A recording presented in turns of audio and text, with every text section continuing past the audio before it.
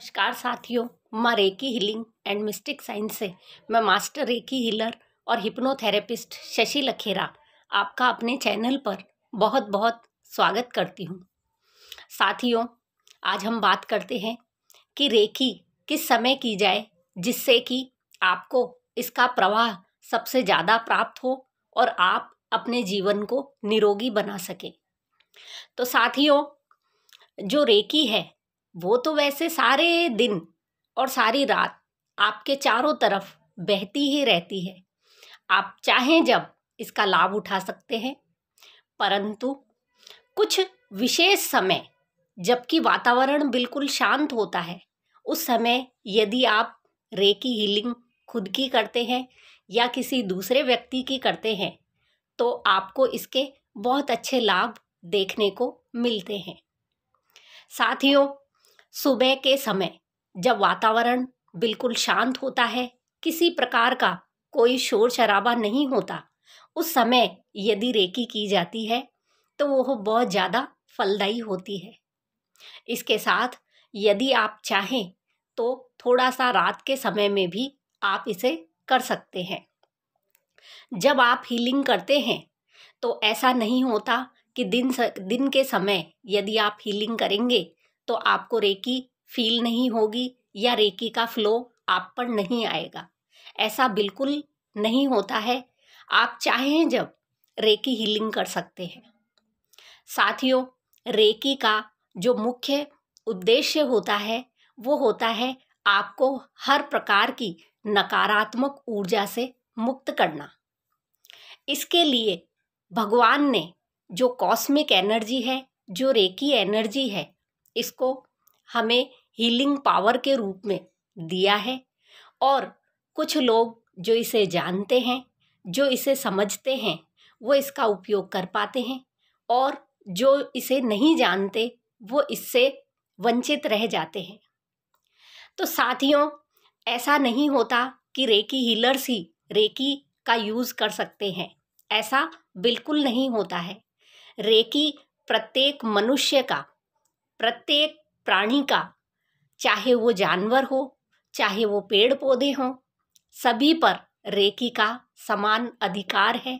क्योंकि उस divine power ने, ईश्वर ने जब ये ब्रह्मांड रचा तो उसने जो असीमित प्राकृतिक ऊर्जाएं दी वो सभी को समान रूप से दी हैं।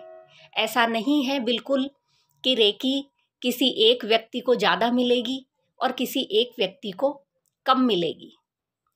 साथियों, जो मुख्य विषय है वो होता है कि रेकी को कौन ज़्यादा अपने ऊपर अप्लाई कर पाता है।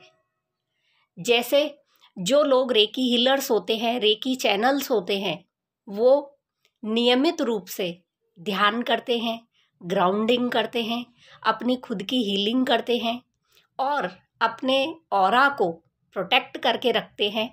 इसलिए वो रेकी लेने में और दूसरे किसी व्यक्ति को देने में ज़्यादा सक्षम होते हैं।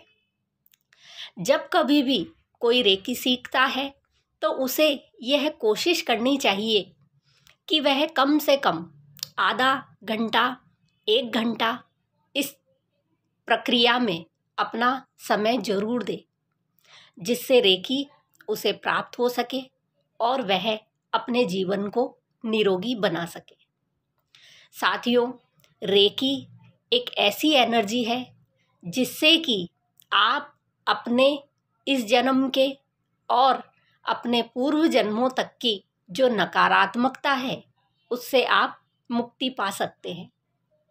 साथियों, रेकी के लिए जितने शब्द कहे जाएं उतने कम हैं।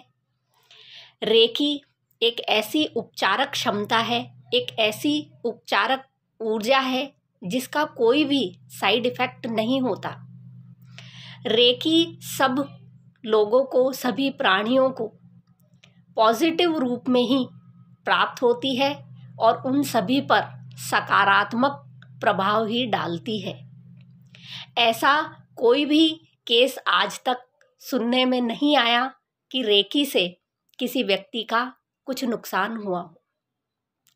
तो साथियों, आप रेकी सीखिए और मेरे कहने से नहीं, आप पहले रेकी का वैज्ञानिक आधार देखिए, उसके बाद आप रेकी सीखिए।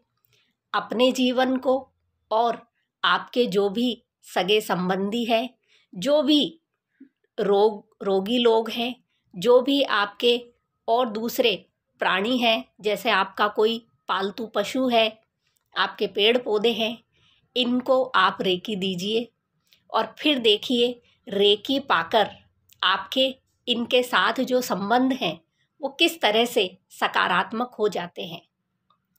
तो साथियों, रेकी आप चाहें जब कभी भी खुद पर ले सकते हैं और खुद को हील कर सकते हैं। यदि आपको अब भी कोई इसमें डाउट है, कोई भी आपका प्रश्न है, तो मुझे कमेंट सेक्शन में कमेंट कीजिए, मैं आपके उत्तर देने का प्रयास करूंगी। धन्यवाद।